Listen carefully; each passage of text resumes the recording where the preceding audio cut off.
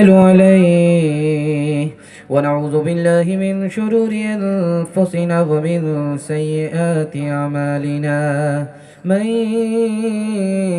يهده الله فلا مضل له ومن يضلل فلا هادي له ونشهد أن لا إله إلا الله وحده لا شريك له ونشهد أن سيدنا ونبينا وحبيبنا وشفيعنا وسندنا وإمامنا ومولانا محمدا عبده ورسوله صلى الله عليه وعلى آله وصحبه وبارك وسلم تسليما كثيرا أما بعد فأعوذ بالله من الشيطان الرجيم بسم الله الرحمن الرحيم فصل لربك وانحر صدق الله مولانا العظيم وقال النبي صلى الله عليه وسلم هذه سنة أبيكم إبراهيم أو كما قال عليه الصلاة والسلام سبحان الله وبحمده سبحان الله العظيم وبحمده يستغفر الله صلى الله على سيدنا محمد صلى الله عليه وسلم اللهم صل على سيدنا محمد يا ربي صل عليه وسلم अज़मत इंसान वाबस्ता है कुर्बानी के साथ अज़मत ईमान वाबस्ता है कुर्बानी के साथ खुदाए दो जहां मंजूर कर तू सबकी कुर्बानी अता हो हमको हिम्मत वो दिल वो रूह ईमानी ए मालिक मैं अमल कोता बेइरशाद करता हूँ मैं बीवी और बच्चे को यहाँ आबाद करता हूँ इलाही नस्ले इस्माइल बढ़कर कौम हो जाए ये कौम एक रोज पाबंदे सलातो सोम हो जाए सादत तेरी सच्ची है तेरा वादा भी सच्चा है बस अब तू ही मुहाफिज है ये बीवी है ये बच्चा है बस अब तू ही मुहाफिज है। ठंडा माहौल और खुला हुआ मैदान खुले दिल से सुनने वाले सामाईन मैं दिल से दुआ करता हूं अल्लाह हमारे सुनाने को आपके सुनने को बेहद कबूल फरमाए। यहां से लेकर के वहां तक सुनने के लिए तैयार जोश के साथ हाथ उठाइए बताएं भाई जो सबसे सस्ता जानवर होगा उसी को कुर्बान करेंगे हाथ उठा दीजिए इंशाअल्लाह। हजरत इब्राहिम अलैहिस्सलाम के 4 इम्तिहान हुए। सबसे पहला दूसरा तीसरा आखिरी इम्तिहान क्या था ये मेरा पहला सवाल है। हजरत इस्माइल को जब अल्लाह के नबी हजरत इस्माइल राह खुदा में कुर्बान करना चाह रहे थे तो हजरत इस्माइल ने बाप से 4 फरमाइश की। वो पहली और दूसरी तीसरी आखिरी फरमाइश क्या थी ये मेरा दूसरा सवाल है। हम अपनी जान के बदले जानवर कुर्बान करते हैं इससे क्या सबक मिलता है। हर साल कुर्बानी आती है कुर्बानी से हमें क्या सबक मिलता है ये आखिरी सवाल है। मुकम्मल सुनने के लिए तैयार हैं जोश के साथ हाथ उठाइए इंशाअल्लाह। बहुत खूबसूरत जलसा आपका आधा से ज्यादा निकल चुका है। साहिल पर मैं कश्ती को पहुंचाने के लिए बैठा हूं। मैं दुआ करता हूँ ज़मीन से लेकर के अल्लाह आपके जलसे को आसमान तक कबूल फरमाए। आमीन। मेरे 3 सवाल थे। मेरा पहला सवाल था कि हज़रत इब्राहीम का 4 इम्तिहान हुए। पहला इम्तिहान, बाप ने कहा कि अगर इस्लाम नहीं छोड़ोगे हम घर से निकाल देंगे, तुमको मेरा घर छोड़ना पड़ेगा। ये पहला इम्तिहान था। उस इम्तिहान में साबित कदम हुए और कहा मैं अपने घर को छोड़ सकता हूँ, अपने बाप के दर को छोड़ सकता हूँ, इस्लाम को छोड़ नहीं सकता। बेशक। दूसरा इम्तिहान हुआ, कौम ने कहा अगर दीन नहीं छोड़ोगे, दीन इस्लाम का सौदा नहीं करोगे, आग में डाल देंगे। कहा कि एक जान किया लाखों जान उस इस्लाम की खातिर कुर्बान कर सकता हूं, लेकिन इस्लाम नहीं छोड़ सकता। तीसरा इम्तिहान हुआ, मुल्क के बादशाह ने कहा कि अगर इस्लाम नहीं छोड़ोगे मुल्क से निकाल देंगे। कहा कि मुल्क मेरे लिए कोई माने नहीं रखता, इस्लाम उससे बढ़ करके है। मैं इस्लाम की खातिर मुल्क तो छोड़ सकता हूं, इस्लाम नहीं छोड़ सकता। अब देखिए कि 33 साल की उम्र में हजरत इब्राहीम की शादी हुई है। दुआ करते रहे, कोई बच्चा नहीं। 80 साल की जब उम्र हुई तब बेटा पैदा।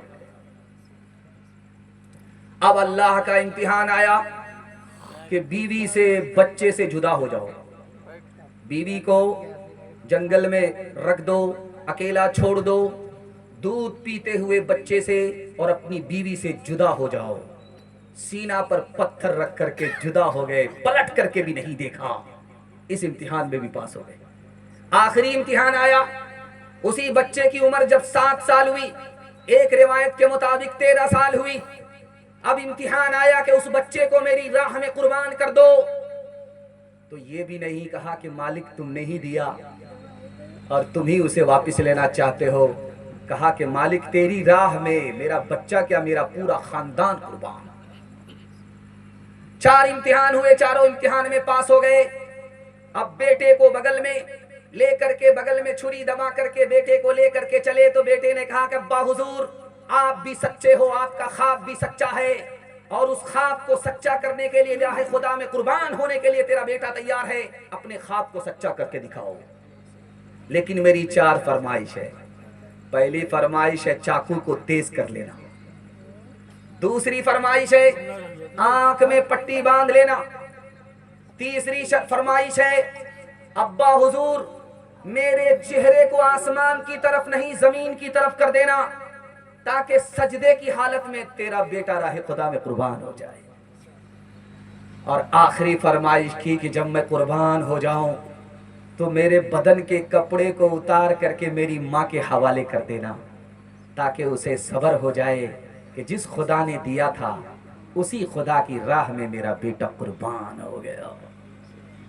कुर्बानी से क्या सबक मिलता है? जिस तरह ये जानवर हमारे लिए कुर्बान हो गया, हम भी अपनी जान, अपनी शान, अपनी जहान लेकर के खुदा के हुजूर कुर्बान हो जाए। हाथ उठाइए, वादा कीजिए दिल से कुर्बानी करेंगे इंशाअल्लाह। इस साल की कुर्बानी अगले साल हाथ उठा दीजिए इंशाअल्लाह। खैर माशाअल्लाह, आप कहाँ हैं? समझ में आ रहा है।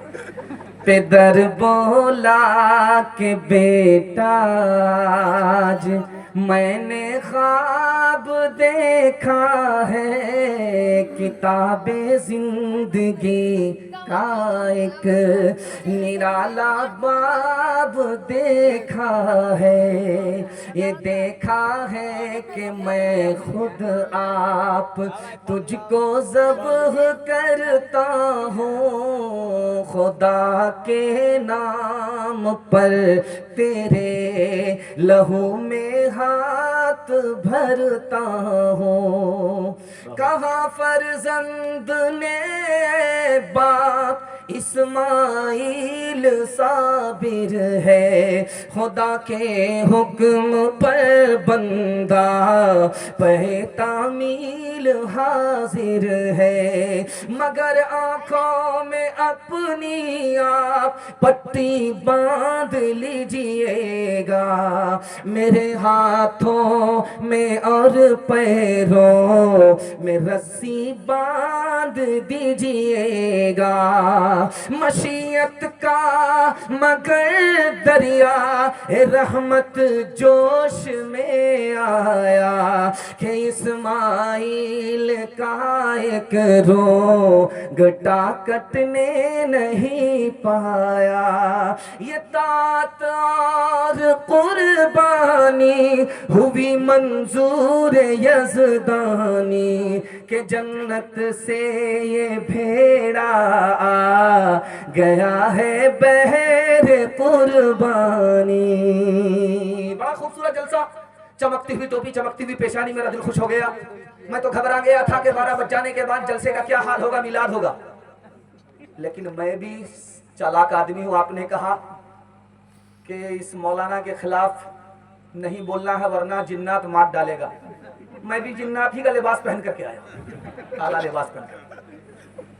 खैर माशाल्लाह, बड़ा खूबसूरत जलसा, चमकती हुई पेशानी, चमकती हुई टोपी। दिल से दुआ करता हूं कि आपकी कुर्बानी अदा भी हो जाए, कबूल भी हो जाए। मैं इसकी कोशिश कर रहा हूं, इसको आप सुन लीजिए।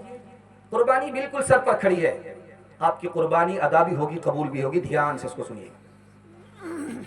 एक ख्याल दिल में आएगा आपके, लाखों करोड़ों रुपया मुसलमानों का बर्बाद होता है कुर्बानी के पीछे। क्यों नहीं इन पैसों को बचाया जाए, गरीबों की मदद की जाए। ये ख्याल आपके दिल में आएगा। और ये ख्याल सिर्फ संत कबीर नगर का नहीं है, पूरे हिंदुस्तान का है। और जितने मॉडल मुसलमान हैं वो तो चाहते ही कि कुर्बानी खत्म हो जाए, बंद हो जाए, वो सारा पैसा गरीबों की मदद के लिए हो। तो एक बात आप साफ सुन लीजिए, कुर्बानी मोहब्बत के इजहार के लिए है, गरीबों की मदद के लिए नहीं। गरीबों की मदद के लिए ज़कात है, सदका खैरात है, कुर्बानी नहीं है। कुर्बानी मोहब्बत के इजहार के लिए है। आपने ये तो देख लिया कि इतना पैसा बर्बाद हो गया, और आपने ये नहीं देखा कि कितना सवाब मिला। अरे इधर वो गया, उधर कितना आया, एक एक बाल पर एक एक नेकी अल्लाह ने अता किया। आपकी उम्र इतनी लंबी नहीं थी, इतनी नेकी आप जमा कर लेते। एक जानवर अपने बदले क्या कुर्बान किया, एक एक बाल के बराबर नामे अमाल को भर लिया। इसलिए यह बात याद रखिए कि मेरी जान के बदले ये जानवर कुर्बान हो रहा है। अगर ये जानवर कुर्बान नहीं होता तो अपनी जान देनी पड़ती। इसलिए यह ख्याल दिल में नहीं होना चाहिए कि मुसलमानों का पैसा बर्बाद हो रहा है।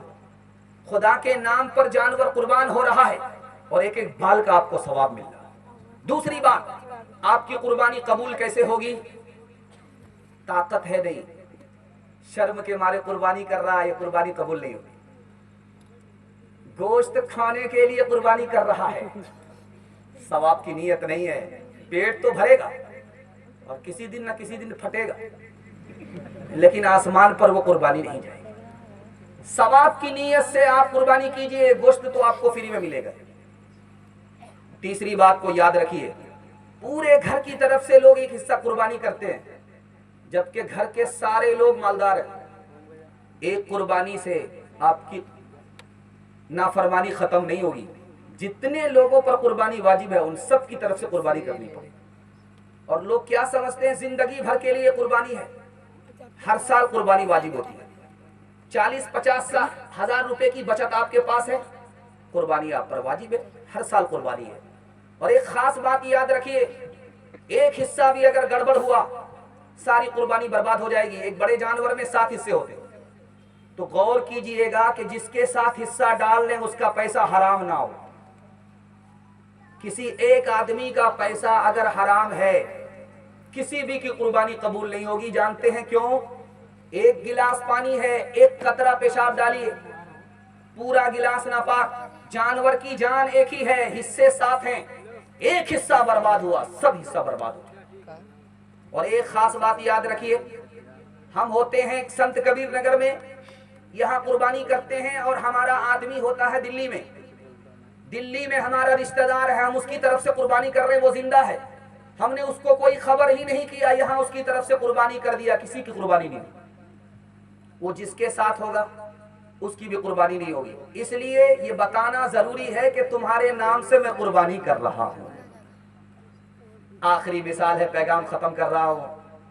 खजूर का दरख्त आप देखेंगे कि बहुत ऊंचा होता है, फल तोड़ने के लिए लालच में चढ़ गया, वहां से जो जमीन की तरफ देखा तो उसको जान का खौफ हुआ, अल्लाह ये तो आसमान पर आ गया, अब कैसे उतरूंगा। तो अल्लाह से दुआ करता है, मिन्नत मांगता है कि मेरे मालिक 4 हाथ नीचे आ गया तो 1 ऊंट कुर्बान करूंगा। जैसे ही 4 हाथ नीचे आया, अब कहता है कि ऊंट कहां से लाऊंगा, वो तो राजस्थान में मिलता है, यहाँ बस्ती में संत कबीर नगर में तो भैंस मिलती है। तो कहता है मालिक 4 हाथ और नीचे आया तो 1 भैंस कुर्बान करूंगा। जैसे ही 4 हाथ नीचे आया, अब उसको समझ में आ गया कि उतर जाऊंगा आसानी से, उसकी मिन्नत खिसक गई। वो बोला कि भैंस तो बड़ी महंगी है, कहां से दे पाऊंगा, घर में बकरी है उसी को कुर्बान कर। अब जब सीधा उतर गया, कुर्बानी का दिन गुजर गया, कोई कुर्बानी नहीं दी। कहने वालों ने कहा अल्लाह का बंदा कुर्बानी नहीं की। कहा कौन सी कुर्बानी? कहा वही दरख्त पर जो अटके थे तो वहां कुर्बानी की मिन्नत थी। कहा कौन कुर्बानी करेगा, जो दोबारा उस दरख्त पर चढ़ेगा वो कुर्बानी करेगा, मैं तो कान पकड़ करके आया हूं, कभी नहीं चढ़ूंगा।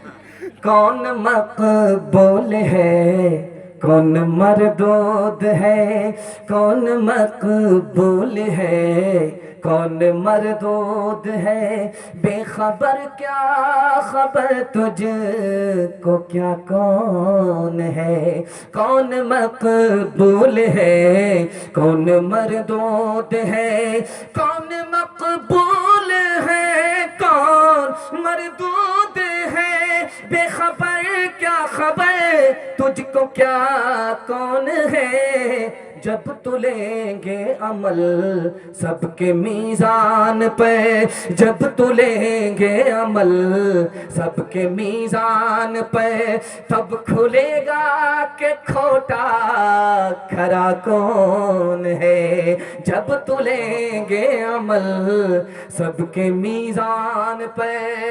माशाअल्लाह, इतना गौर से आप देख रहे हैं कि मुझे ऐसा लगता है कि पहली बार मैं यहाँ आया हूँ, लेकिन मैं चेहरा पहचान रहा हूँ। अल्लाह का शुक्र है, आपकी मोहब्बत हर पुराने को नया कर देती है। सोहेल साहब बता रहे थे कि मैं 12 साल से संत कबीर नगर आ रहा हूँ। मैंने सोचा अगर मेरी दुआ कबूल हो गई तो कारी साहब का रिकॉर्ड मैं ही तोड़ूंगा। खैर माशाअल्लाह, अल्लाह जज़ाए खैर दे। आपने बड़ी मोहब्बत से सुना, सीरत के हवाले से यहाँ से लेकर के वहाँ तक पैगाम सुनाने के लिए जा रहा हूँ। आप लोग सुनने के लिए तैयार? हाथ उठा दीजिए इंशाअल्लाह। नाम नबी का याद रहेगा, काम भूल जाएंगे, हाथ उठा दीजिए इंशाअल्लाह। खैर मैं जहर खिलाने के लिए भी आया हूँ। अभी बोल लेते मजमा बहुत बड़ा है, आपको 2 घंटा बोलना है। मैंने कहा 2 घंटा में तो मेरा जनाजा उठ जाएगा, ये मजमा जलसे के लिए आया कि जनाजा पढ़ने के लिए आया? खैर अल्लाह जज़ाए खैर दे। बहुत खूबसूरत जलसा, चमकती हुई टोपी, चमकती हुई पेशानी। मैं दिल से दुआ करता हूँ अल्लाह आपके मुकद्दर को चमकाए। नबी की अजमत के हवाले से एक नमूना देता हूँ और नबी की सुन्नत के हवाले से पैगाम देता हूँ। 3 मिनट में अपना दूसरा पैगाम मुकम्मल करने के लिए जा रहा हूँ। अल्लाह हमारे सुनाने को, आपके सुनने को बेहद कबूल फरमाए। पादरी बोला हजरत ईसा अफजल हैं, मोहम्मद अफजल नहीं है सल्लल्लाहु अलैहि वसल्लम। पूछा गया वो कैसे? कहा कि मोहम्मद कब्र के नीचे सो रहे हैं, हजरत ईसा आसमान में जाग रहे हैं, और हजरत ईसा जाग रहे हैं, मोहम्मद सो रहे हैं, और मोहम्मद नीचे हैं, हजरत ईसा ऊपर हैं। जो ऊपर होता है वो अफजल होता है, जो नीचे होता है वो अफजल नहीं होता। 100 चोट सोनार की, 1 चोट लोहार की। उसने कहा अल्लाह का बंदा, तराजू तो उठा लिया होता, तराजू को उठा करके देखो, जो पलड़ा झुकता है वो भारी होता है, जो पलड़ा उठ जाता है ऊपर को वो हल्का होता है। और तुमने कहा कि मोहम्मद सो रहे हैं, हजरत ईसा जाग रहे हैं। सोने वाले पर जागने वाले को फजीलत। तुम्हें पता होना चाहिए कि हजरत ईसा जाग रहे हैं सोने वाले के इंतजार में। फजीलत उसको है जिसका इंतजार किया जा रहा है। मोहम्मद तो ज़मीं में बेगुमा है, फलक पर इब्न मरियम का मकान है। जो ऊंचा है वही ऊंचा रहेगा, जो ऊंचा है वही ऊंचा रहेगा। जो नीचे है भला अफजल कहाँ है। तराजू को उठा कर देख नादां, तराजू को उठा कर देख नादां, तराजू को उठा कर देख नादां, तराजू को उठा कर देख नादां। वही झुकता है जो पलरा गरा है, वही झुकता है जो पलरा गरा है। सब काम पहले हज उमरा बाद में। हाथ उठा दीजिए, बिल्कुल सही जा रहा। जो तार आदमी हाथ उठाइए, आगरा जाने के लिए तैयार हो जाइए। अल्लाह आपके इल्म में इजाफा फरमाए, मेरे मुताला को ताजा फरमाए। एक आदमी ने नबी को अपनी आंख से देखा फिर भी बदनसीब, नबी को ख्वाब में देखा फिर भी बदनसीब, नबी को ख्वाब में नहीं देखा, आंख से नहीं देखा फिर भी खुशनसीब। इस मजमे में भी वो लोग मौजूद हैं। मैं दुआ करता हूं अल्लाह उनको दीन दुनिया दोनों की भलाई से मालामाल फरमाए। जिसने नबी को आंख से देखा फिर भी बदनसीब, अबू जहल। आंख से देखा, नबी के जमाने में पैदा हुआ, ईमान नहीं लाया, बदनसीब का बदनसीब रह गया। ख्वाब में नबी को देखा और बेदारी में नबी की सुन्नत से कोई मतलब नहीं है, फिल्मी चाल चलन से मतलब है, नबी की सुन्नत से कोई लेना देना नहीं है। ख्वाब देख करके भी बदकिस्मत है, बदनसीब है। नबी को ख्वाब में देखा नहीं, नबी को आंख से देखा नहीं, लेकिन बेदारी में नबी की सुन्नत पर खड़ा है, बेदारी से पहले नबी की सुन्नत में खड़ा है, बेदारी के बाद नबी की सुन्नत पर खड़ा है। इतना बड़ा खुश नसीब है कि जमीन पर छोटा है, आसमान पर मुकद्दर का सिकंदर है। डीजे का डांस चल रहा था, डीजे का डांस चल रहा था। शादी को याद रखिए, जब तक बैंड बजता नहीं है शादी होती नहीं, इसलिए बीवी आकर के बैंड बजाती रहती है। डीजे का डांस चल रहा था और अभी फखरुल इस्लाम साहब पसीना बहा रहे थे, पैसा बहुत थोड़ा आया। जब पैसा आने लगा तो मिसरा बढ़ा है, गौर आपने किया नहीं। संत कबीर नगर का शायर है, याद रखिएगा। मुट्ठी में पैसा लिया और उस पर लुटाते हुए कहता है, वाह रे लड़की, वाह रे लड़की, क्या डांस किया। बगल का एक आदमी बोला, वो लड़की नहीं है लड़का है। ये बोला, तौबा तौबा तौबा, सॉरी मैडम। मैं मैडम नहीं, उसी लड़के का बाप। गैरों के जैसी है सूरत तुम्हारी, तुम हो मुसलमान नरिया के नारी। गैरों के जैसी है सूरत तुम्हारी, तुम हो मुसलमान नरिया के नारी। चेहरा है फुटबॉल का मैदान, है रे मुसलमान, है रे मुसलमान। फिल्मी चलन से तुम्हें दोस्ती है, कौले मोहम्मद से क्यों दुश्मनी है। फिल्मी चलन से तुम्हें दोस्ती है, कौले मोहम्मद से क्यों दुश्मनी है, कौले मोहम्मद से क्यों दुश्मनी है। खतरे में है तेरे मजहब की शान, है रे मुसलमान, है रे मुसलमान। वादा कीजिए, ढूंढ ढूंढ करके नबी की सुन्नत को जिंदा करेंगे इंशाअल्लाह। बीवी से पूछ करके दाढ़ी रखेंगे इंशाअल्लाह। इंशाअल्लाह बहुत मुश्किल काम होगा। सीधा हाथ उठाया है, सरगाड़ करके हंस रहे हैं, बहुत बड़ा तमाशा हो जाएगा। छोटे छोटे जो बच्चे आपके जाग रहे हैं और मजमे में इतनी बेदारी आई है कि मुझे महसूस हो रहा है कि जलसा अभी शुरू हो रहा है। अल्लाह इसके आगाज को कबूल फरमाए, इसके अंजाम को कबूल फरमाए। छोटे छोटे बच्चे आपके बैठे हैं, इनके हवाले से मैं आपको पैगाम दे रहा हूं। इसमें रोने की बात ज्यादा है, हंसने की बात कम है। आपके पैर के नीचे से जमीन निकल जाएगी, कलेजा मुंह को आ जाएगा, खून के आंसू आप रोएंगे। इतनी बड़ी तादाद जो जवानों की नजर आ रही है, 3 चीजों में पीछे है। पहली चीज जानते हैं किस में पीछे है? तिजारत में। 100 में सिर्फ 5 जवान तिजारत करते हैं, 95 गोल। इतनी बड़ी तादाद जवानों की है, लेकिन तरक्की में नहीं है, तरक्की से पीछे है। दूसरी चीज जिसमें हमारे जवान पीछे हैं, मुलाजमत में, नौकरी में, 100 में सिर्फ 2 जवान हमारे नौकरी करते हैं। आईएएस की नौकरी 100 में 2, आईपीएस की नौकरी 100 में 2, रेलवे की नौकरी 100 में 2, 98 गोल। और इतनी बड़ी तादाद जो आपको नजर आ रही जलसे में कि सब पढ़े लिखे हैं, आपको दिखाने के लिए जा रहा हूं तालीम में सबसे ज्यादा पीछे। पूरी दुनिया में कितने मुल्क हैं? 232। और 232 मुल्कों में सबसे बड़ा जाहिल मुल्क कौन है? हिंदुस्तान। और हिंदू मुसलमान में सबसे बड़े जाहिल कौन है? मुसलमान। 62% मर्द जाहिल हैं, 72% औरत जाहिल है। इस घर को आग लग गई घर के चराग से। आप अपने छोटे छोटे बच्चों पर 3 एहसान करते हैं और बच्चे किसी एहसान को याद नहीं रखेंगे। याद रखिएगा इसको, मेरी दाढ़ी कच्ची है, तजर्बे की नहीं है, लेकिन किताबों में लिखा है, बता रहा हूं। 3 एहसान आप अपने बच्चे के ऊपर करते हैं। अच्छा खाना खिलाते हैं, बच्चे भूल जाएंगे। अच्छा कपड़ा पहनाते हैं, बच्चे भूल जाएंगे। अच्छा मकान बना करके आपने दिया, जब इसका जमाना होगा, ये जवान होगा, आपका बनाया हुआ मकान मकबरा बन जाएगा। ये उसको उजाड़ करके शीश महल बनाएंगे, इस एहसान को भी भूल जाएंगे। किताबों में लिखा 3 एहसान किया, किसी एहसान को बच्चे ने याद नहीं रखा। एक एहसान कर दीजिए, बच्चे कभी नहीं भूलेंगे, जिंदगी भर याद रखेंगे। आप जाहिल रहे, कोई फर्क नहीं पड़ता, बच्चे को पढ़ा लिखा दीजिए, जिंदगी भर एहसान याद रखें। जैसे आप बैठे हैं वैसे मैं बैठा हूं।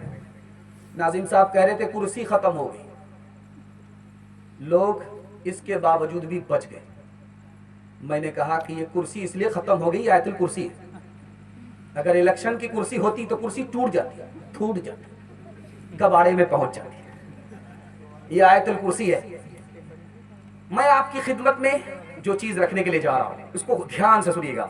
आप जैसे बैठे हैं वैसे मैं बैठा हूं। आप कैसे बैठे हैं? हाथ पांव आपका नीचे है, दिल बीच में है, दिमाग ऊपर है। इस तकसीम पर जब आप गौर करेंगे तो आपको इल्म की अजमत का पता चलेगा। हाथ पांव से काम काज किया जाता है, इसको नीचे रखा। दिल से दौलत कमाई जाती है, इसको बीच में रखा। दिमाग से इल्म हासिल होता है, इसको सबसे ऊपर रखा। अगर आपके बच्चों के हाथ में इल्म आ गया, जिल्लत की पस्ती से अल्लाह उसको उठाएगा, इज्जत की चोटी पर पहुंचा देगा। एक बादशाह था, कंजर था, कंजूस था, बखील था, मक्खी चूस था। मैंने देखा यहाँ पे जो छोटा पैसा था मुट्ठी में बंद करके लाते थे, छुपा करके, और दे करके यूं निकल जाते थे। ये समझ में आता था पता नहीं कोई हीरा होगा, लेकिन वो पैसा छोटा होता था, उसको छुपा करके देते। इससे भी बड़ा कंजर, कंजूस, बखील, मक्खी चूस था। फूटी कौड़ी किसी को देता नहीं था, लेकिन उसने लालच दिया। संत कबीर नगर के लोगों को कहा कि मैं एक सवाल करूंगा, इस मजमे में जो जवान जवाब देगा उसको इनाम मिलेगा, मुंह मांगा इनाम मिलेगा। तो कहा सवाल करो। कहा ये बताओ कि मेरी हथेली में बाल क्यों नहीं है? एक जवान झट से खड़ा हुआ, बोला हुजूर आपका देते देते घिस गया है। अल्लाह, समझ में आ गया, चम्मच नहीं, ये तो बहुत बड़ा चमचा है, ये तो चूना लगा रहा है। तो उसने कहा देखो तुम मुझे चूना लगाने के चक्कर में हो, मैं अपना रिकॉर्ड खराब ही नहीं करूंगा। मेरी हथेली में बाल नहीं है, इसका जवाब तुमने दिया कि देते देते घिस गया। ये बताओ कि तुम्हारी हथेली में भी तो बाल नहीं है। कहा हुजूर मेरा लेते लेते घिस गया। बादशाह ने कहा कि मेरा आज रिकॉर्ड खराब हो जाएगा, मैंने आज तक फूटी कौड़ी किसी को दिया नहीं। उसने मंतिक से निकलते हुए कहा कि ठीक है, मेरा लेते लेते घिस गया, तुम्हारा देते देते घिस गया, तुम्हारा लेते लेते घिस गया, मेरा देते देते घिस गया। इतना बड़ा संत कबीर नगर बैठा हुआ है, किसी की हथेली में बाल नहीं। का हुजूर इसका भी जवाब मेरे पास है। आपका देते देते घिस गया, मेरा लेते लेते घिस गया। सब कुछ आपको मिलता, इन लोगों को कुछ नहीं मिलता। अफसोस के मारे हाथ मलते मलते इन लोगों का घिस गया। इल्म इंसान को इंसान बना देता है, इल्म इंसान को इंसान बना देता है, इल्म बेमाया को सुल्तान बना देता है, इल्म बेमाया को। इल्म अल्लाह जिसे दे उसे तौफीक भी दे, इल्म अल्लाह जिसे दे उसे तौफीक भी दे, वरना ये वो है कि शैतान बना देता है, वरना ये वो है कि। चलिए एक इंसान खड़ा हुआ है, अब फैसला कर लीजिए बैठने वाले कौन लोग हैं। खैर अल्लाह जज़ाए खैर दे। ये मांगने का बड़ा अच्छा स्टाइल है भाई, लगता है कि मैं भी शाह से गदा बन जाऊंगा। चौथा पैगाम आपकी खिदमत में रखने के लिए जा रहा हूं कुरान के हवाले से। यहां से लेकर के वहां तक आप लोग सुनने के लिए तैयार? जोश के साथ हाथ उठाइए इंशाअल्लाह।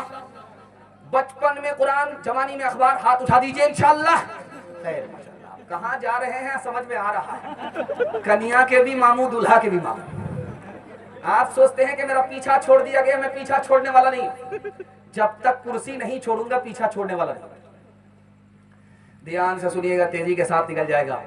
अल्लाह आपके इल्म में इजाफा फरमाए, मेरे मुताला को ताज़ा फरमाए। आप लोग इतना अच्छा सुनते हैं कि मुझे ये याद नहीं रहता कि कितने जलसे मैंने किए, लेकिन जब वो जलसा आता है कि समदा का जलसा कहाँ हुआ था तो याद आ जाता है। अब ये दूसरा जलसा साढ़ा है या सांडा है? सांडा। अब इसका जलसा याद रहेगा। हाँ खैर माशाल्लाह। तो कल तस्करा हो रहा था जलसे में, कौन कौन शायर आ गए। उसका कहा कि सांड शायर भी है उसमें। अब हमको समझ में नहीं आ गया भाई ये सांड शायर बोलने का मतलब क्या। कहा पहलवान शायर। दो शायर पहलवान हैं, एक उड़ीसा में कमरुल इस्लाम, एक संत कबीर नगर में फखरुल इस्लाम। अल्लाह जज़ाए खैर दे, अल्लाह जज़ाए खैर दे। अल्लाह इल्म में, अमल में, अखलाक में खूब बरकत अता फरमाए। वो सोच रहे होंगे कि मुफ्ती साहब हमको ज्यादा बना रहे। जब लोग ज्यादा करीब होते हैं, दोस्त होते हैं, तो उनसे बेतकल्लुफी स्टेज में भी जाहिर हो जाती है। अल्लाह इल्म में, अमल में, अखलाक में खूब खूब बरकत अता फरमाए। कुरान के हवाले से पैगाम आपकी खिदमत में देता हूँ, ध्यान से इसको सुनिएगा। सिर्फ एक चीज है दुनिया में जिसका डायरेक्ट अल्लाह से ताल्लुक है, डायरेक्ट। नबी का भी डायरेक्ट ताल्लुक नहीं, हमारा भी डायरेक्ट ताल्लुक नहीं, वली का भी डायरेक्ट ताल्लुक नहीं। एक चीज है दुनिया में जिसका डायरेक्ट अल्लाह से ताल्लुक है, नबी का इनडायरेक्ट, हमारा इनडायरेक्ट।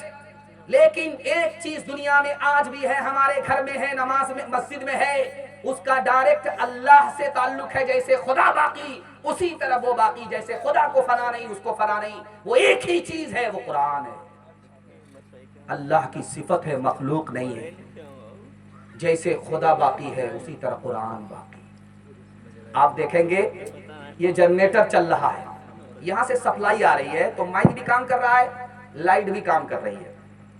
यही सप्लाई जब कट जाती है पावर हाउस से तो माइक भी बंद हो जाएगा, लाइट भी बंद हो जाएगी। तो आप कभी कभी देखेंगे मस्जिद में, मदरसे में जब बच्चे पढ़ते हैं तो लाइट जब कट जाती है तो इन्वर्टर की लाइट रहती है, पंखा बंद हो जाता है, लेकिन फिर भी बच्चे झूम झूम करके कुरान पढ़ रहे हैं।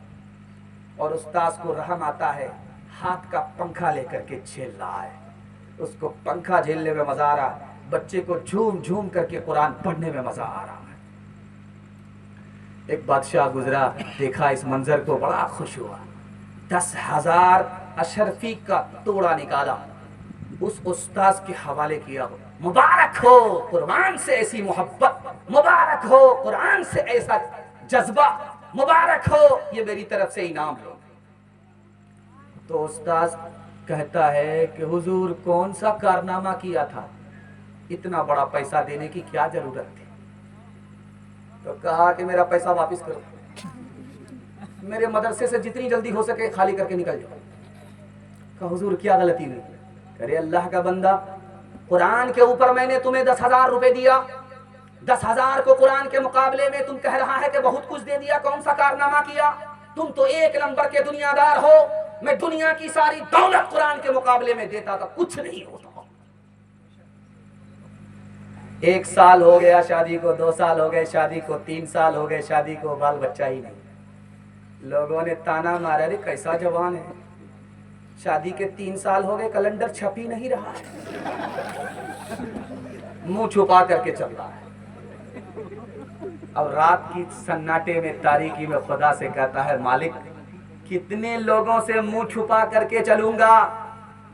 बेटा ना दो चलेगा, एक बेटी दे दो। वादा करता हूं जब वो जवान होगी शादी का इंतजाम करूंगा तो दुनिया की हर दौलत दे करके रुखसत करूंगा। कबूलियत की घड़ी घूम रही थी, बेटी मिल गई। बेटी जब जवान हुई, शादी का वक्त आया तो जेब में फूटी कौड़ी। सर पर हाथ रख करके इमाम शाफी रहमतुल्लाह अलैह की खिदमत में आया। हुजूर गजब हो गया, मैं तो झूठा हो गया। खुदा ने वादा सच्चा किया, बेटा नहीं तो बेटी दिया। मैंने खुदा से वादा किया था जब उसकी शादी करूंगा उसको रुखसत करूंगा, दुनिया की हर दौलत दे करके रुखसत करूंगा, जेब में फूटी कौड़ी नहीं है। तो इमाम शाफी ने कहा, क्यों बेवकूफ बना रहे हो? दुनिया की सबसे बड़ी दौलत तुम्हारे पास है, तुम सबसे बड़े मालदार हो। कहा, हुजूर आप भी मेरी गरीबी का मजाक उड़ा रहे हो। मेरे पास रुपया पैसा नहीं, जमीन मकान दुकान नहीं, कुछ भी नहीं। आप कहते हो कि सबसे बड़ी दौलत तुम्हारे पास है। करे अल्लाह का बंदा, कुरान की दौलत तुम्हारे पास है। बेटी को रुखसत करने से पहले कुरान की तालीम दो। जब बेटी रुखसत होने लगे तो कुरान के साथ बेटी को रुखसत करो। कुरान के मुकाबले में दुनिया की कोई दौलत नहीं है। हाथ उठाइए, वादा कीजिए, जिंदा पर कम मुर्दा पर ज्यादा कुरान पढ़ेंगे। हाथ उठा दीजिए। इंशाल्लाह बिल्कुल सही जा रहा है। खैर माशाल्लाह, जनाजा पढ़ाने में हम माहिर हैं। 400-500 जनाजा तो हम पढ़ा चुके हैं। नाते नबी का हौसला कुरान से मिला, कुरान से मिला। ये शौक हमको हजरते हसन से मिला, हसन से मिला। अल्लाह के सिवा कोई माबूद ही नहीं, माबूद ही नहीं। पहला पैगाम ये हमें फरान से मिला, फरान से मिला। यासीन से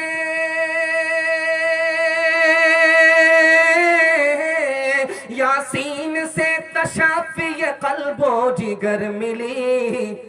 इजहार शुक्र सूरे रहमान से मिला, रहमान से मिला।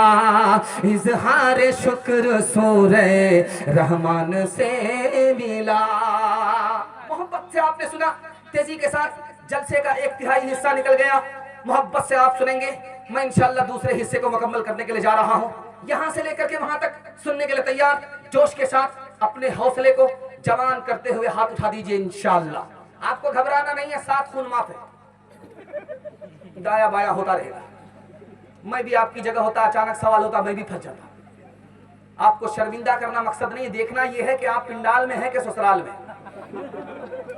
ध्यान से सुनिएगा, तेजी के साथ निकल जाएगा।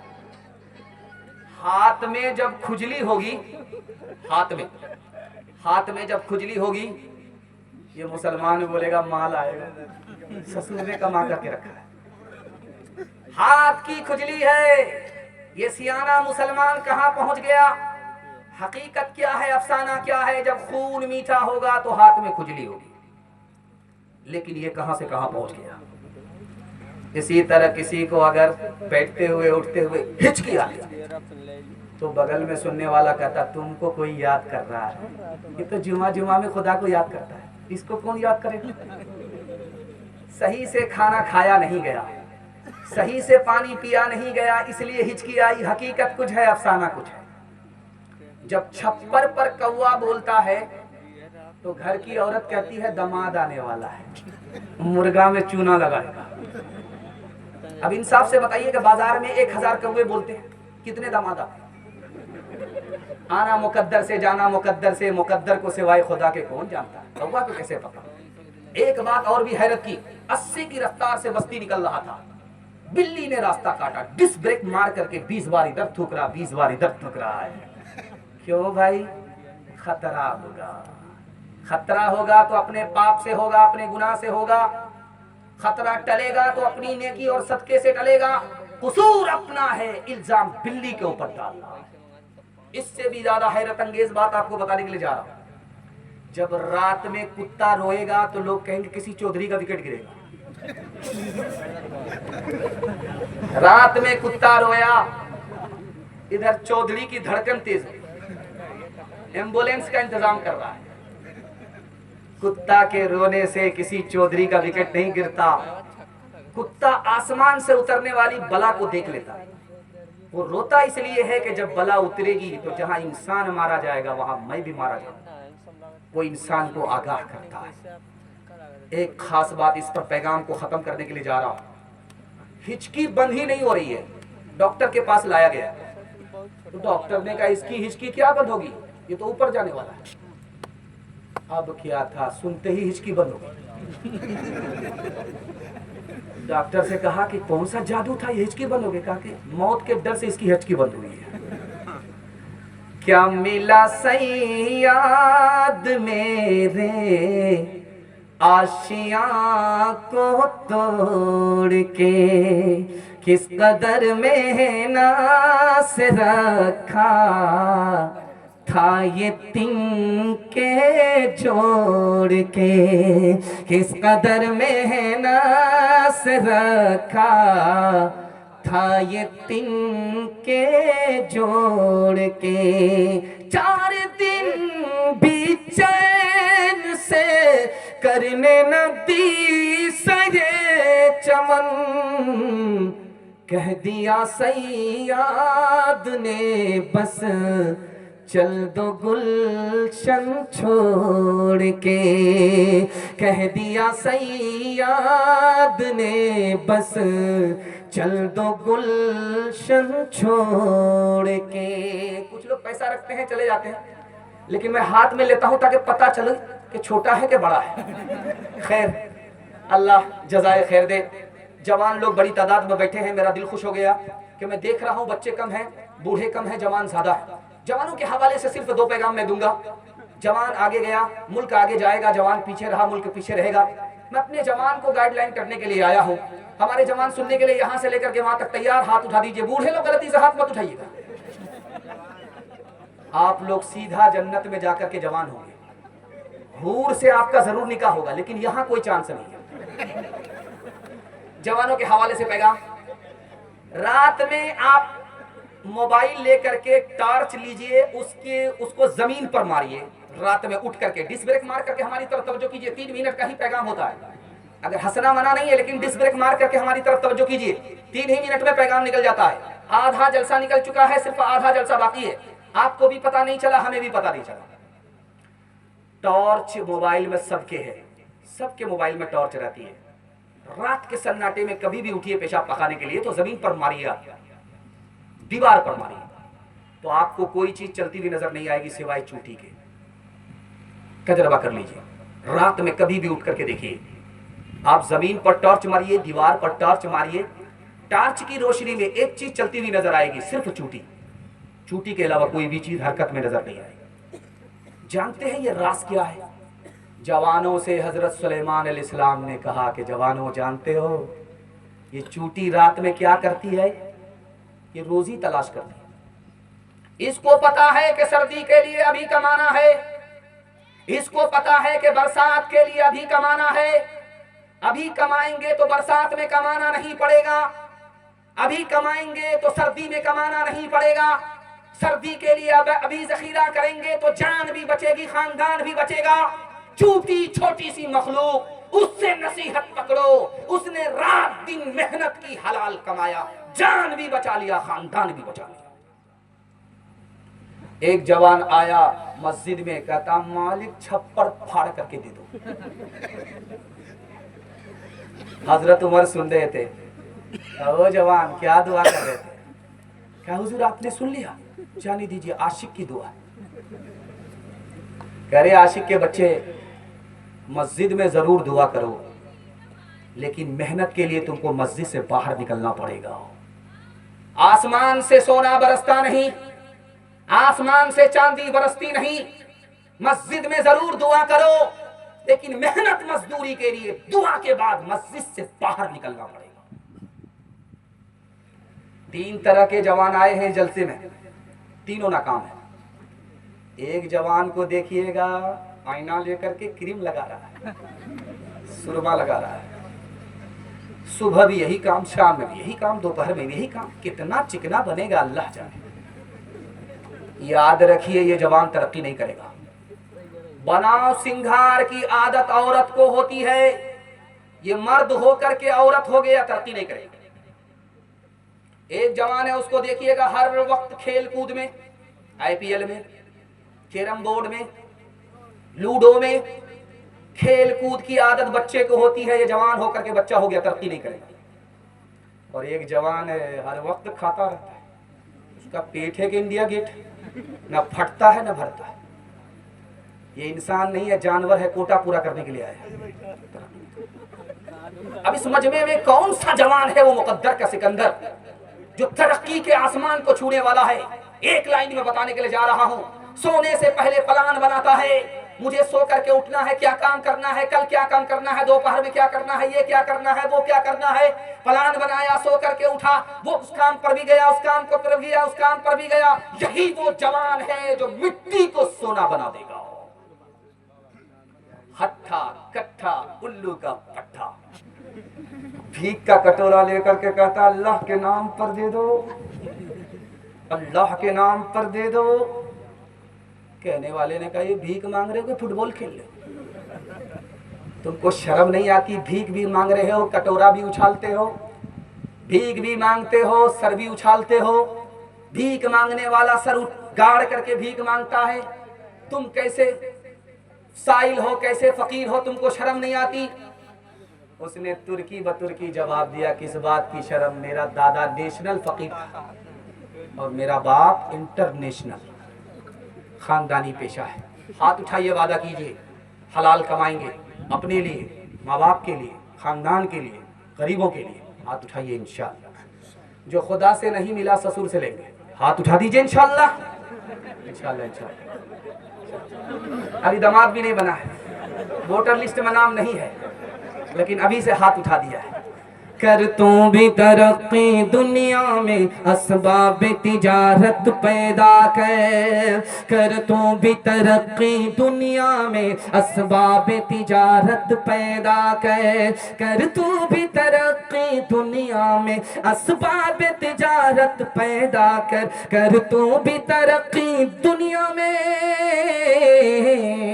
कर तू भी तरक्की दुनिया में असबाब तिजारत पैदा कर। कारून की दौलत ठुकरा दे, उस्मान की दौलत पैदा कर। कारून की दौलत ठुकरा दे, उस्मान की दौलत पैदा कर। जवान लोग बड़े अच्छे माहौल में, बड़े हौसले से जवान होकर के इस जलसे को सुन रहे हैं। आखिरी पैगाम जवानों के हवाले से मैं सुना देता हूं। जहमत तमाम हमारे जवान सुनने के लिए तैयार, जोश के साथ हाथ उठा दीजिए इंशाअल्लाह।